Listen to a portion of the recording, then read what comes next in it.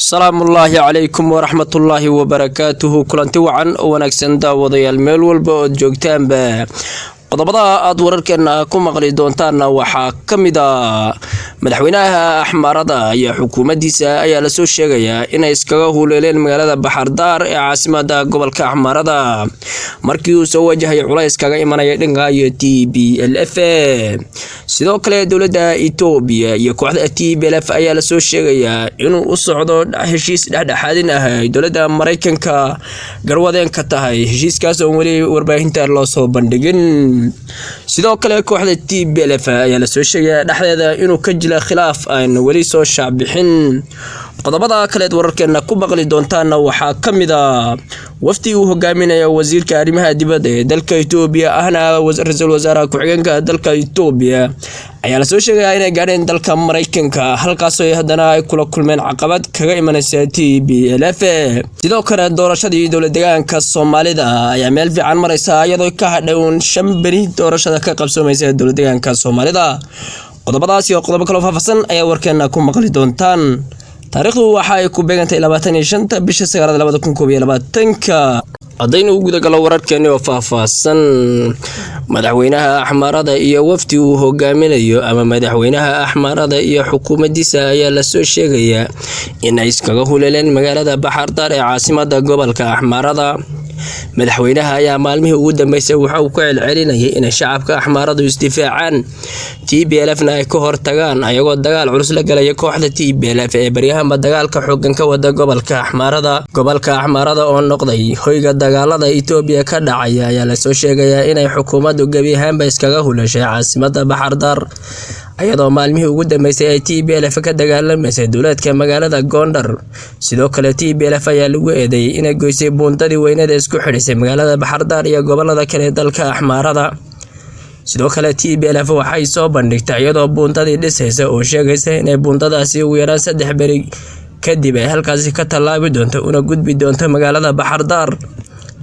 warbaahinta madaxa bannaan ayaa sheegaysa inuu madaxweynaha Axmarada uu ka tagay magaalada Baxardaar ee caasimadda gobolka Axmarada ayadoo dagaalka TPLF maalinba maalinka ka sii dambaysa kor u sii kacaya dowladda federaalkuna ay caqabad weyn kala kulmaysa kooxda TPLF ay xagga diblomaasiyadda dowladda federaalka kala dagaalamaysa ayadoo dagaal gudahana ka wada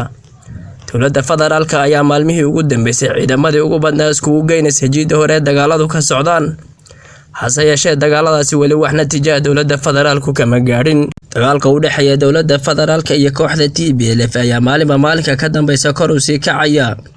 ayadoo dowladda federaalka waxay maaliya muruqbale iskugu geysay gobolka Axmarada madaxweynaha Axmarada ayaa hore waxa uu sheegay shacabka Axmarada haday u istaagi waayeen la dagaalanka TPLF ama dhulkooda ay dhacsan waayaan inuu asagu xilka ka degi doono ama uu iscasili doono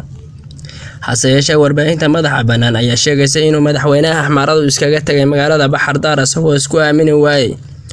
kooxda TPLF ayaa maalmihii ugu dambeysay waxay soo bandhigaysay awoodaheeda ciidanka xagga hubka ayadoo maalmihii ugu dambeysay TPLF ay soo bandhigtay hub aad u casrisan oo sheegtay inay ka furatay ciidamada dowladda hubkana uu dowladda federaalka ka soo gaaray meel ka baxsan dalka Itoobiya TPLF ayaa maalmihii ugu dambeysay duqeyn xagga cirka waxay ka waday magaalada Gondar ee caasimadda labaad ee gobolka Axmarada dagaalka TPLF ay dowladda federaalka kula jirto ayaa maalinba maalinka ka sii dambaysa ka sii daraya ayadoo culayska TPLF ay ku keentay dowladda federaalka gudaha dalka Itoobiya laga dareemayo sidoo kale wafdi ay dowladda Itoobiya u dirtay dalka Mareykanka ayaa la soo sheegayaa inay caqabad weyn kala kulmeen dalka Mareykanka wafdiga ayaa waqtigii airportka lagu soo dhaweynaya waxa la sheegay koox TPLF taabacsan ama qoomiyadda Tigreega inay weerar ku soo qaadeen shacabkii halkaas weerarka ku soo qaaday ayaa lagu sheegay inay ka soo jeedeen qoomiyadda Tigreega ayagoo halkaasi ay boolisku ku badbaadiyeen wasiiradii ka socday dalka Itoobiya waa sida ra'iisul wasaaraha ku-xigeenka iyo wasiirka arrimaha dibadda dalka Itoobiya qoomiyadda Tigreega ayaa baryahanba waxay ku mudaharaadaysay dalalka dibadda meelaha ay kaga sugan tahay iyadoo ka soo horjeeday Dr. Abiy Ahmed iyo xukuumaddiisa kuna eedeysay Dr. Abiy Ahmed inuu qoomiyadda Tigreega si gaar ah u beegsanayo la dagaal xooggan kula jiro qoomiyadda Tigreega ayaan u kala hadhin dagaalka nimankii soo weeraray wasiiradii ka socday dalka Itoobiya ayaa markii dambe ay boolisku meesha ku kala caydhiyeen iyadoo guriga nasashada loo gudbiyay wasiiradii ka socda dalka Itoobiya ee uu hogaaminayay wasiirka arrimaha dibadda ahna ku xigeenka ra'iisul wasaaraha dalka Itoobiya. qodobada kale ee wararkeena ku maqli doontaan waxaa kamid ah dowladda Itoobiya iyo kooxda TPLF ayaa la soo sheegay inuu u dhaxeeyo wada hadal. waxaa la soo sheegay dowladda Itoobiya iyo kooxda TPLF wada hadal u socdo oo garwadeen ka tahay dowladda Mareykanka inuu si qarsoodi ah uga socdo wadanka baxsan dalka Itoobiya. wada hadalka u dhacay kooxda TPLF iyo dowladda federaalka Itoobiya ayaa la sheegin cida ay hogaaminaysa matalaysa labadan kooxood la wada hadalsiinayo.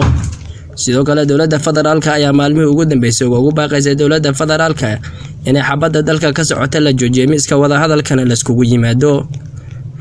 ayadoo ay TPLF markii horeba shuruudo ku xidhay wada hadal la gashay dowladda federaalka. TPLF ayaa waxay ku gorgortamaysaa inay dalka iyadu hoggaanka u qabato ra'iisul wasaaruhuna dalka iskaga tago miiska wada hadalkana iskugu yimaadaan Itoobiyaanka intooda kale uu Dr. Abiy ka mid ahayn. TPLF ayaa Dr. Abiy Ahmed waxay u aragtay caqabada koowaad ee qowmiyadda Tigreega ee ka mid noqonaysa siyaasadda dalka.